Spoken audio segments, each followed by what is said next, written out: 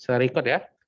Nah, kita masuk kelas kedua, seharap semuanya masih pada fokus, semuanya masih pada semangat untuk belajar. Nah, kita mulai saja pembelajarannya. Dan di minggu lalu kita sudah membahas apa itu Microsoft DOS, apa itu Windows, apa itu macOS, apa itu Linux, Unix. Nah, sampai di sini terakhir. Nah, di minggu lalu kita sudah membahasnya ini. Dan di sini saya mau kasih contoh satu. Kalau misalnya di Microsoft DOS ini kan adalah leluhurnya si Windows. Leluhurnya si Windows itu maksudnya bagaimana, Se? Nah, ini dia adalah yang pertama kali diciptakan oleh si Microsoft. Inilah yang pertama kali hanya berupa tulisan saja. Hanya berupa tulisan atau karakter. Sedangkan si Windows sudah ada yang namanya grafik. Ada grafik atau icon-iconnya. Nah, di minggu lalu juga kita sudah bahas kalau misalnya saya bertanya, contohnya itu adalah yang warna orange untuk jualan. Untuk penjualan atau pembelian online. Itu adalah Shopee dan lain sebagainya. Nah, kita lanjut masuk ke topik kita habisin ini dulu ya. Kemudian kita bahas tugasnya, waktu kita 40 menit. Yang lain, kelas lain sudah habis, kita masih di setengahnya. Ayo, kita masuk ke bagian sistem operasi desktop di bagian Android. Di bagian Android. Android adalah sistem operasi ini digunakan pada mayoritas merek smartphone saat ini ya, seperti ada Oppo, Vivo, Samsung, Xiaomi, Asus, dan lain-lain. Beberapa nama dari versi Android yaitu Android Cupcake, Donut, Gingerbread, KitKat, Oreo, dan Pie. Nah, ini sudah hampir versi-versi sebelumnya ya. Ada Oreo, ada Pie, ada Cupcake. Dan kekurangan Android adalah konsumsi baterai yang relatif boros, serta aplikasi yang dijalankan di Android memerlukan memori yang besar. Nah, untuk di bagian sini, hanya ada dua yang kita jelaskan. Di bagian sistem operasi desktop atau sistem operasi mobile. Ada Android, sama yang namanya Apple iOS. Nah, sistem operasi ini khusus digunakan di smartphone iPhone milik keluaran Apple. Apple iOS memiliki tingkat keamanan yang baik, serta tersedia ruang penyimpanan berbasis cloud di iCloud. Nah, di terakhir, di minggu lalu kita sudah membahasnya nih. Kenapa sih Apple ini termasuk bagian yang disebut juga sebagai eksklusif? Eksklusif kenapa? Kenapa disebut sebagai eksklusif? Karena hanya dipakai oleh mereknya sendiri. Sedangkan Android itu dipakai oleh beberapa merek handphone terkenal. Seperti ada Oppo, Vivo, Samsung, Xiaomi, Asus, dan lain sebagainya. Dan kenapa si iOS ini lebih mahal harganya daripada Android? Tadi saya sudah bilang karena harganya itu, Kenapa harganya mahal? Karena keamanannya lebih terjamin daripada si Android. Di minggu lalu juga saya sudah bahas, kalau misalnya saya dapat handphone Android sekarang, contohnya saya dapat handphone sekarang, entah itu merek apapun, saya bisa bobol. Biarpun saya bukan ahli di bidang handphone, tapi ada triknya yang betulan bisa dapat kita lakukan untuk membobol suatu handphone. Jika contohnya handphone saya ini lupa password, saya pakai Android Vivo, saya bisa bobol. Nah, kalau misalnya kita dapat handphone iPhone di jalan, kita tidak bisa bobol. Biarpun sekalipun orang yang sudah pintar di bidang handphone tidak bakalan bisa membobolnya. Karena keamanannya yang sangat kuat. Oke, nah dari kedua ini, tidak ada pertanyaan ya.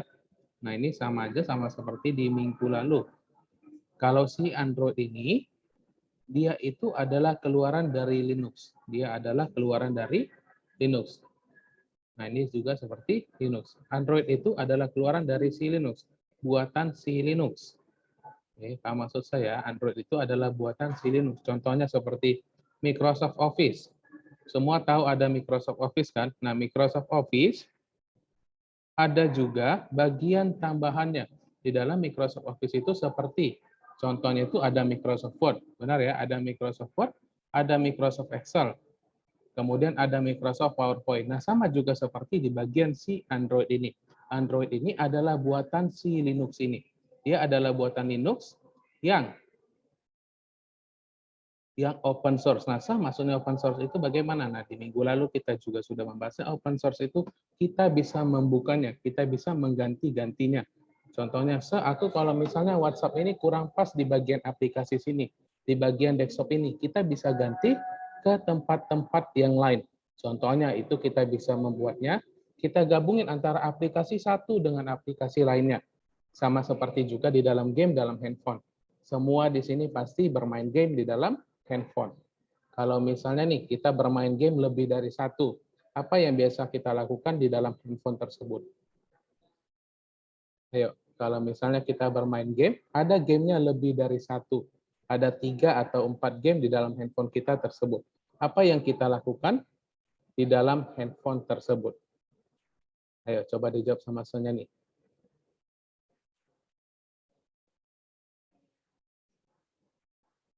Kalau misalnya, contoh nih, saya kan juga nih, ada juga bermain game. Kalau misalnya kita ada lebih dari game lebih dari satu, kita biasanya membuat folder. Kita membuat folder yang bertuliskan, yang membuat temanya adalah games. Nah, di dalam games itu kita bisa memasukkan beberapa game di dalam folder tersebut. Oke, nah sama juga itu adalah buatan si Linux ini.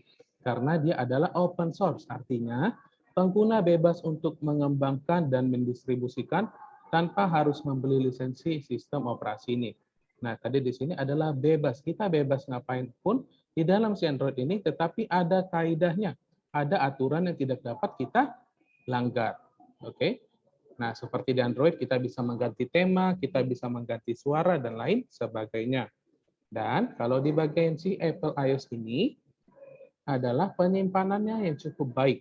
Dan itulah yang membuat kenapa harganya lebih mahal daripada si Android. Nah, sampai di sini, di bagian kedua ini, adakah yang mau ditanya?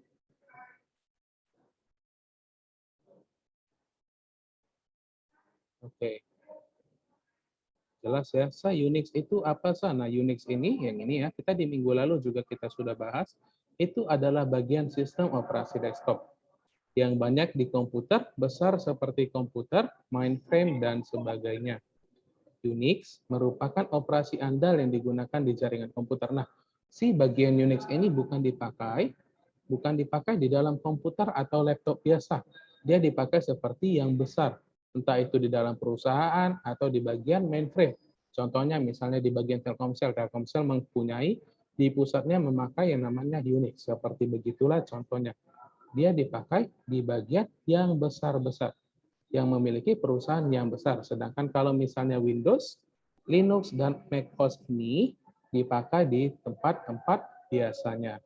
Oke, nah ini ketiga inilah yang paling sering digunakan, Windows, macOS, dan Linux.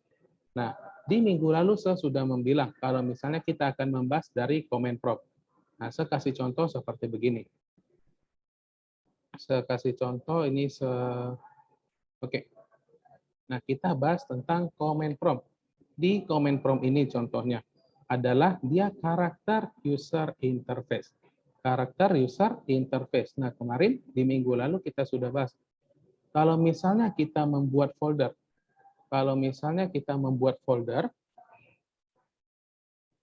kita membuat folder di bagian, oke, contohnya seperti begini ya. Kita membuat folder nih.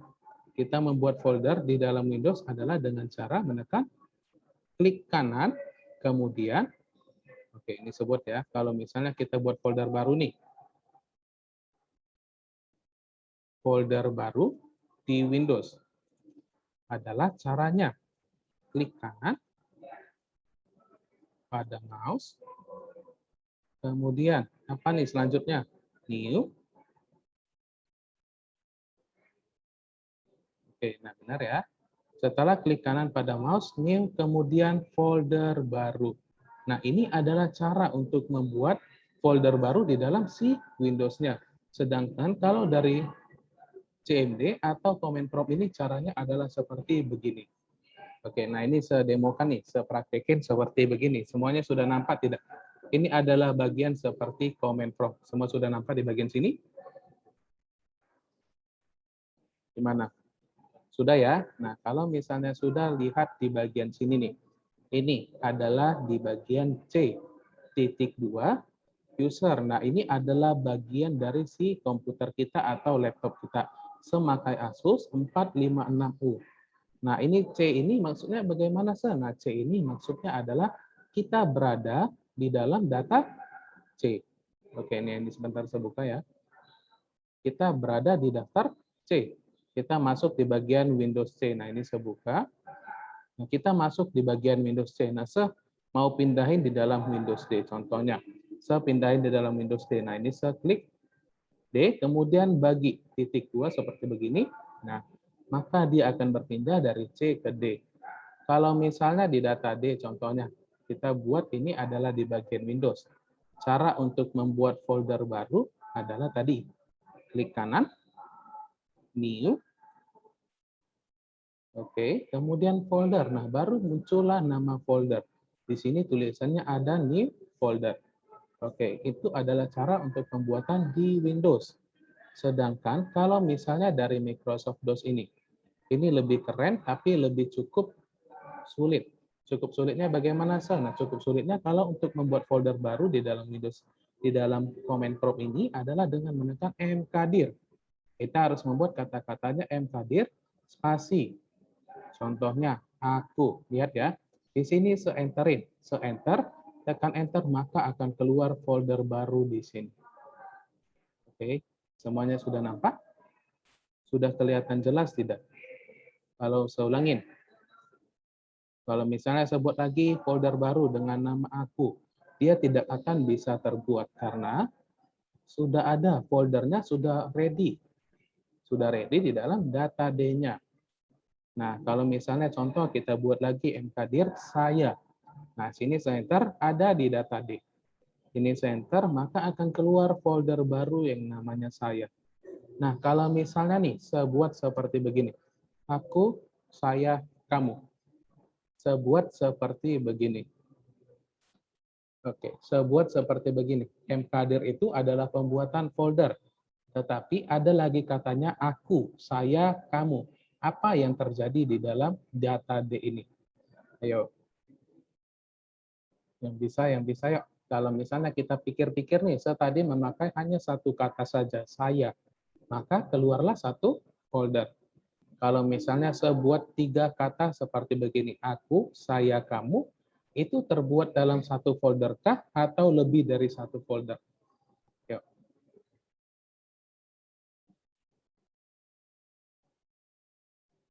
Oke. Kenapa nggak buat aku sayang kamu? Nah, kita contohnya ini kan adalah seperti aku, saya, kamu. Kalau kita buat yang lain itu nanti jadi ketawa-ketawa nih pembelajarannya. Ya, kalau misalnya kita buat seperti begini, ada 3 kata, kemudian kita buat mkdirnya. Apa yang terjadi? Oke, kayak biasa, ada satu, oke, sorry, kayak biasa, ada keluar satu folder dengan nama aku, saya, kamu. Nah, ya, yang lain bagaimana? Masih satu jawabannya, yang lain bagaimana? Apakah keluar satu folder seperti begini atau bagaimana? Oke, kalau misalnya kita enter, dia akan membuat 3 folder baru sekalipun. Oke, benar ya. Dia akan membuat 3 folder baru langsung sekaligus. Nah, oke. Oke, saya salah nih. Ini karena kita buat aku, saya, kamunya sudah ada nih. Contohnya buat lagi foldernya ya. Saya ganti foldernya ya. Kita salah nih. Mkdir, sayang, mama, papa. Nah, seperti begini contohnya, saya enter. Kita buat 3 kata juga, kita enter. Maka dia akan langsung membuat 3 folder baru. Kita membuat 3 folder baru. Nah, ini adalah cara untuk pembuatan folder di dalam Microsoft DOS. Atau, oke, nah seperti begitu ya.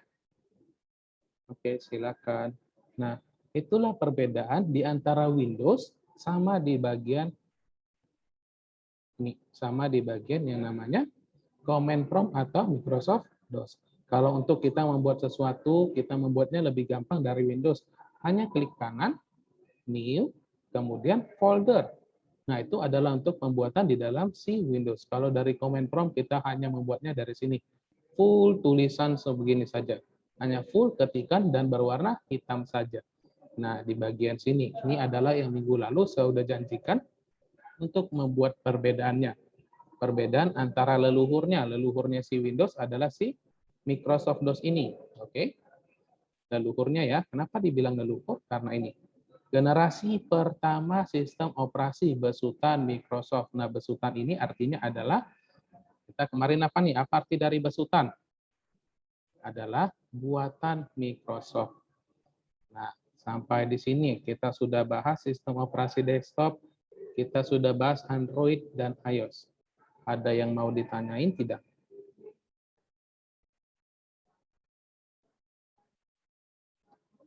Gimana? Ada yang mau ditanyain?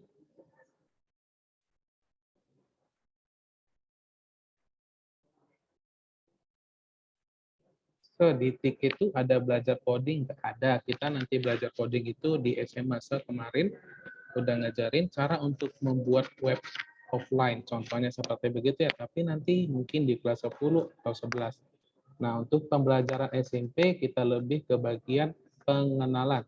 Kelas 7 di bagian ini, kemudian nanti semester 2 Microsoft Word, kelas 8 Microsoft Excel, 9 nanti kita belajar itu adalah PowerPoint. Nah, kita lanjut pembelajarannya. Kita masuk di bagian fungsi sistem operasi. Nah, kalau yang dikatain fungsi itu adalah bagaimana? Kalau misalnya kita dibilang fungsinya, mobil itu fungsinya bagaimana? Mobil itu fungsinya untuk mengantarkan kita ke suatu tempat dengan lebih satu orang di dalamnya. Kalau motor itu fungsinya adalah mengantarkan kita ke suatu tempat dengan maksimal 2 orang. Kalau mobil contohnya fungsinya itu adalah bisa mengantarkan orang lebih dari 2 ke suatu tempat. Nah, sedangkan fungsi sistem operasi ini adalah mengintegrasikan atau menggabungkan seluruh sumber daya yang ada dalam komputer, mulai dari hardware hingga software. Nah, jadi setelah masuk aliran listrik itu ke dalam si komputer, dia akan menggabungkan, dia akan mengaliri aliran listrik itu ke dalam si hardware dan softwarenya. Jika tidak bekerja, maka ada suatu bagian di dalam hardwarenya yang tidak bisa berjalan dengan baik. Contohnya nih seperti di laptop saya yang lama nih, kalau di laptop saya, karena aliran listriknya itu tidak bagus lagi, tempat USB-nya, tempat colokan USB-nya itu atau port USB-nya itu tidak bisa dimasukin apa-apa lagi. Nah, di dalam port USB itu kita bisa masukin keyboard. Kita bisa masukin keyboard, kita bisa masukin mouse, dan lain sebagainya. Dan di tempat colokan saya itu tidak bisa dimasukin karena aliran listriknya itu tidak bisa masuk ke bagian situ lagi, jadi tidak bisa digunakan. Jadi fungsinya sistem operasi ini adalah menggabungkan seluruh sumber daya yang ada dalam komputer, mulai dari hardware hingga software. Oke, seperti begitu. Nah, ini juga kita sudah bahas di minggu lalu. Kita masuk di bagian ini. Fungsi sistem operasi. Yang pertama, mengorganisasikan atau mengendalikan kegiatan komputer. Yang kedua, mengatur memori. Yang ketiga, pengaturan penyimpanan di hard disk. Yang keempat, mengatur proses input dan output data. Kelima, mengenali dan mengontrol perangkat yang terhubung ke komputer. Dan keenam, manajemen file. Nah, dari sini kita lihat banyak sekali fungsi sistem operasi. Banyak sekali yang bisa dilakukan dalam si sistem operasi ini. So, kenapa kalau kita mencharger laptop pasti akan keluar kayak percikan api gitu, Nah, itu dia bukan percikan api ya, dia itu karena gabungan antara contohnya nih, ada kabelnya di bagian yang putih-putihnya itu di tempat colokannya itu karena dalam keadaan posisi panas atau dalam posisi hidup kita hidupkan laptop kita sudah colok terlebih dahulu. Oke, contohnya seperti begini. Ini karena berhubungan dengan sistem operasi ya. Nah, contohnya adalah ini. Kita sudah menghidupin komputer kita nih. Kita sudah menghidupin komputer kita. Dan kita sudah colokin. Kita sudah colokin duluan. Tetapi ininya masih belum dicolok. Kalau kita masukin ke dalam sini, itu lebih ada bahayanya. Makanya alangkah lebih baiknya kalau kita ingin mencharger ininya terlebih dahulu, baru kita masukin ke dalam chargernya. Alasannya kenapa? Kita masukin yang kontaknya itu ke dalam si stop kontaknya. Alasannya itu kenapa? Ya karena ini adalah batasan terakhirnya. Ini adalah batasan terakhirnya, maksudnya adalah ke dalam ininya. Sama juga seperti handphone, kita colokin dulu di bagian sininya, baru kita colokin chargernya itu ke dalam stop kontak. Itu alasannya karena supaya aliran listriknya langsung masuk ke dalam. Kalau misalnya kita langsung colokin dulu, oke, saya kasih contoh. Nah, ini seperti contohnya ini adalah, nah kalau misalnya kita mencharger, mana duluan yang kita colokin? Yang ininya atau yang ininya nih? Ayo, ya sini semua pasti punya handphone ya. Mana duluan kita colokin, yang ini atau ini kalau misalnya di handphone? Kabelnya, Yang kecil sih. kepalanya. Yang kecil dulu. Oke, yang lain bagaimana nih? Kepalanya duluan atau kabelnya? Kabelnya. Oke, ada yang bilang kepala, ada yang bilang kabel. Nah, alangkah baiknya saya lebih sering menggunakan memasukin ininya duluan. Alasannya kenapa? Kalau misalnya kita masukin ke sini, kita masukin langsung ke sini contohnya ya. Kita masukin ke sini, aliran listriknya ini kita colokin langsung masuk ke handphone kita. Akan langsung masuk terhubung ke handphone kita. Kalau ini duluan kita masukin dan ini tidak, aliran listriknya masih langsung di sini. Tidak langsung tersambungkan. Itulah alasan mengapa kita bisa kontak di bagian sini. Karena sudah teraliri listrik dan kita tidak langsung mencolokinnya. Oke? Paham? Gimana? Paham ya? Untuk lain kali, untuk ngecas itu lebih baik ininya duluan, masukin baru ke kepalanya. Karena langsung teraliri aliran listrik. Kalau ini tadi duluan, kita bisa terkontak di bagian sini. Oke? Nah, seperti begitu. Kemudian kita lanjut materi kita. Kita lanjut materi kita. Ya. Oke, sebentar saya colokin lagi. Nah, kita lanjut. Kita masuk yang pertama. Wow, sudah 22, tidak terasa ya. Nah, kita masuk bagian yang pertama adalah mengorganisasikan atau mengendalikan kegiatan komputer. Komputer terdiri atas proses-proses yang saling berhubungan satu dengan lainnya. Si komputer ini proses-proses yang berhubungan satu antara satu dengan yang lainnya. Setiap proses membutuhkan beberapa sumber daya. Sumber daya tersebut dapat berupa penggunaan CPU, memori, file-file, serta perangkat output dan input. Perangkat output dan input. Sistem operasi ini bertanggung jawab untuk mengatur dan mengendalikan proses-proses tersebut.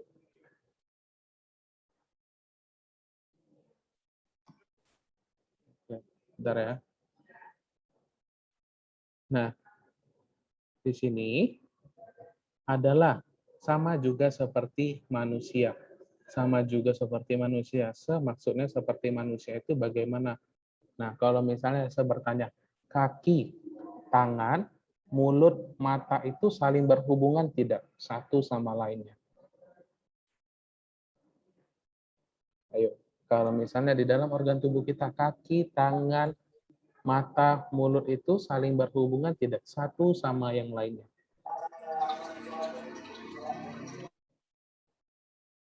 Gimana? Apakah sama saling berhubungan antara mata, kaki, saling berhubungan oke. Karena saling berhubungan itu contohnya kita pergi ke mall, kita pergi ke center point, kita melihat barang yang ingin kita ke sana. Contohnya kita melihat pakaian, kita melihat baju yang bagus. Setelah kita melihat pakai mata, apa yang kita lakukan? Yuk, setelah kita melihat barang bagus, kita melihat pakaian yang bagus menggunakan mata, kita akan berjalan menggunakan kaki. Kita akan berjalan menggunakan kaki hingga sampai ke tempat baju tersebut. Benar ya? Kita akan berjalan hingga ke tempat baju tersebut. Karena apa? Karena mata lah yang duluan melihat barang tersebut. Setelah kita sampai menggunakan kaki, kita akan menggapainya menggunakan tangan. Kita akan menggapai menggunakan tangan. Contohnya baju tersebut, bajunya bagus nih. Nah, itu berarti kan saling berhubungan. Mata melihat, kaki berjalan, tangan menyentuh. Nah, di komputer juga sama. Semuanya itu saling berhubungan satu sama lain. Kita punya komputer yang bagus, tetapi memorinya dikit. Hanya 20 GB saja atau hanya 32 GB saja. Itu tidak signifikan, itu tidak bagus karena apa? Percuma kita punya komputer yang bagus, tetapi memorinya tidak banyak. Jadi kita tidak bisa menyimpan apapun yang kita inginkan. Nah, itu adalah si sistem operasi inilah yang bertanggung jawab untuk mengendalikan dan mengaturnya. Jadi di dalam komputer ini saling berhubungan dan si sistem operasi inilah yang mengendalikan satu sama lainnya. Ayo, sampai di sini. Di bagian nomor 1 ada yang mau ditanyain, Kak? Tidak ada ya, semuanya sudah pada paham. Ini adalah kata kuncinya atau yang bisa kita ingat ya, ini yang paling bagusnya. Ini adalah yang pentingnya. Sistem operasi bertanggung jawab untuk mengatur dan mengendalikan proses-proses tersebut. Yang kedua, setelah ini kita bahas sampai di mengatur memori, kita akan bahas soal tugasnya, dikumpulkan di minggu depan dan kita akan absensi ya. Mengatur memori, pengaturan sistem operasi, mengatur dan mengendalikan memori mencakup 3 hal berikut. Yang pertama, menjaga ruang-ruang memori yang sedang digunakan. Yang kedua, memilih program yang akan diambil dari hard disk dan disimpan ke memori. Memilih program yang akan diambil dari hard disk dan disimpan ke memori. Yang ketiga, mengalokasikan dan mendealokasikan ruangan memori sesuai kebutuhan. Ayo, ini ada 3 bagian yang bisa menjelasin, saya kasih tambah nilai untuk latihannya nanti, untuk tugasnya. Nah, dari ketiga ini, ada yang bisa menjelasin tidak? Yang bisa saya kasih tambah nilai ini. Kita bentar lagi mau UTS dan kita nanti mau bahas soal tugasnya. Ada yang bisa jelasin tentang ini? Yuk, tadi kalau di chat nih, semuanya bisa nih. Menjaga ruang-ruang memori yang sedang digunakan. Nah, menjaga ruang-ruang memori yang sedang digunakan itu maksudnya adalah seperti begini. Kalau misalnya kita menyimpan di handphone, kita menyimpan foto-foto di handphone, dan tiba-tiba foto-foto semua atau file-file semua gambar itu hilang seketika. Kita kesel tidak? Apalagi kalau misalnya kita tidak ada backup-nya, kita tidak ada disimpan di tempat lain. Nah, itu kita kesel ya, kalau misalnya hilang begitu saja gambar-gambar yang sudah ada di handphone kita sebelumnya. Nah, yang paling sering itu adalah WhatsApp. Nah, WhatsApp itu sering banget tiba-tiba chatnya hilang sendiri. Semua full bersih chatnya semua. Data-data di dalam WhatsApp itu hilang semua chatnya. Nah, karena begitu, jadi kita tidak bisa membuka yang sebelum-sebelumnya. Nah, untuk mengatur si penyimpanan tersebut, si sistem operasi inilah yang mengaturnya. Yang kedua, memilih program yang akan diambil dari hard disk dan disimpan ke memori. Nah, kalau untuk bagian ini juga sama, si sistem operasi inilah yang mengatur. Kalau contohnya dari hard disk, dia akan mengambilnya dan akan membukanya. Apa yang sesuai kita inginkan, kita buka. Yang ketiga, mengalokasikan dan mendealokasikan ruang memori sesuai kebutuhan. Nah, tadi kita sudah bahas contohnya di bagian command prompt. Di bagian CMD yang ini tadi, kita membuatnya, kita pindahin dari data C ke data D-nya, ini dari data C ke data D-nya. Jadi kita memindahkannya bisa dan membuatnya di tempat lainnya. Oke. Nah, waktu kita tinggal 9 menit lagi nih. Waktu kita tinggal 9 menit lagi tidak terasa. Nah, sampai di sini kita lanjut dibahas soal tugasnya. Kita bahas soal tugasnya ya. Oke, nah semuanya perhatikan di bagian tugasnya. Ini saya share screen. Yang hadir saat ini ada 38 ya. Yang hadir saat ini ada 38. Nah, ini adalah soalnya. Semua di sini sudah pintar memakai Google Formulir ya. Sudah pintar memakai Google Formulir. Di tugas sebelumnya, kita juga sudah belajar menggunakan Google Formulir. Oke, untuk pertanyaan nanti saya buat di minggu depan ya. Nah, kita akan bahas tugasnya. Untuk peraturannya sama seperti di tugas ujian pertama tadi ya, waktu dibahas tugas UH pertama, setiap siswa hanya dapat mengerjakan 1 kali saja. Oke, saya nggak buka ininya, tapi buka ininya ya, biar tidak tahu jawabannya. Ini ya, semuanya sudah pada nampak jelas tidak? Oh, coba di unmute dulu nih, nanti biar tidak ada pertanyaan tentang tugasnya. Oke, untuk di bagian petunjuk semuanya sudah tahu ya. Batas waktu kumpul kita itu adalah 1 minggu. Jika sekarang hari Rabu tanggal 22, maka terakhir pengumpulan itu adalah tanggal 29 hari Rabu juga. Contohnya kita buat namanya dibuat nama lengkap. Sebuah contohnya adalah dibuat huruf kapital. Kenapa sih dibuat menggunakan huruf kapital?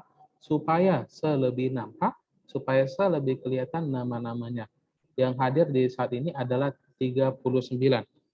39 ya. Oke, nah ini. Kemudian kita buat kelasnya. Seperti biasa, kemudian berikutnya. Nah, soalnya itu terdiri dari isian. Ada isian, kemudian ada pilihan berganda. Dan nanti saya akan kirim PowerPoint-nya atau catatannya ke dalam Google Classroom. Di dalam Classroom, dan seperti begini soalnya ini kita isi, ada isiannya 3. Ada 3 isiannya. Nih, sistem operasi yang menggunakan antarmuka karakter atau karakter user interface. Ini disebut apa? Nah, kita tadi barusan membahasnya. Yang menggunakan karakter user interface. Itu jawabannya adalah entah itu Windows, Linux, macOS, atau lain sebagainya. Nah, ada pilihan berganda juga, dan ada esai. Nah, untuk tugasnya ini, ada yang mau ditanyain tidak?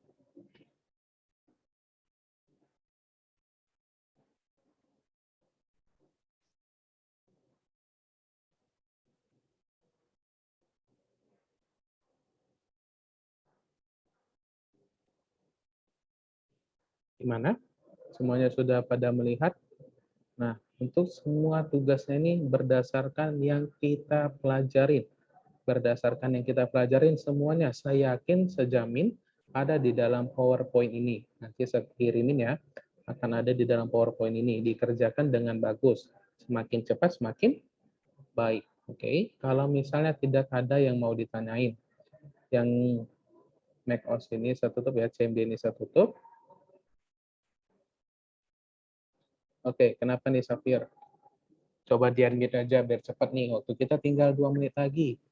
Kalau kita salah saat kita lagi kerjain, tiba-tiba ketekan apa tuh Kirim.